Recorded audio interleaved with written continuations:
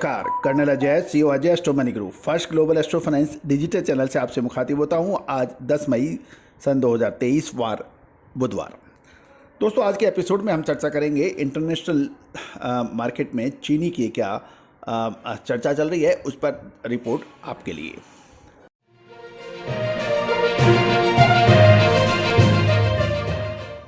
दोस्तों नमस्कार, colonel Ajay, CEO Ajay astro money group, देश का पहला चैनल 42 कमोडिटीज 5 मार्केट पर देश और विदेश की हर खबर आप तक पहुंचाता है। आप हमारे चैनल पर नए हैं और अभी तक सब्सक्राइब नहीं किया है तो उसको सब्सक्राइब, लाइक, शेयर करना बिल्कुल ना भूलें।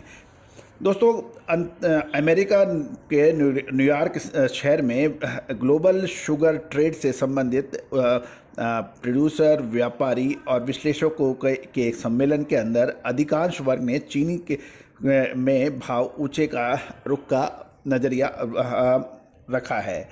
गौरतलब है कि चीनी का भाव चालू कैलेंडर ईयर में लगभग 40% तक ग्लोबल लेवल पर बढ़ गया है और ग्लोबल मार्केट में कच्ची चीनी के भाव इस समय लगभग 11 साल के उच्चतम स्तर पर ट्रेड कर रहे हैं। आगामी दिनों में तेजी की और संभावना बनी रह सकती है। ब्राज़ील की शुगर ट्रेड कंपनी ने कच्ची चीनी के भावों में आगामी दिनों में लगभग 30 सेंट तक पहुंचने का अनुमान जाहिर किया है।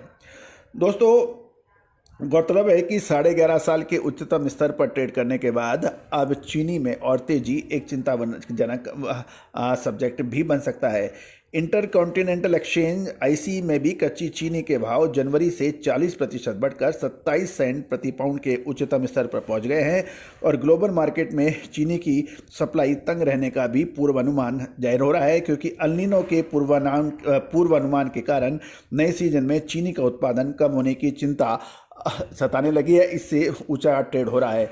दोस्तों, हमारी गणनाओं के हिसाब से, हमारी विश्लेषण टीम के हिसाब से भी चीनी के भाव मई महीने में तेज रह सकते हैं और जून और जुलाई के लिए हम इसके ऊपर एक पुनः विश्लेषण भी आप तक लेके आएंगे। दोस्तों, ग्लोबल मार्केट में लगभग सभी शुगर इन्वेस्टर्स तेजी का ही दिमाग रख रहे हैं।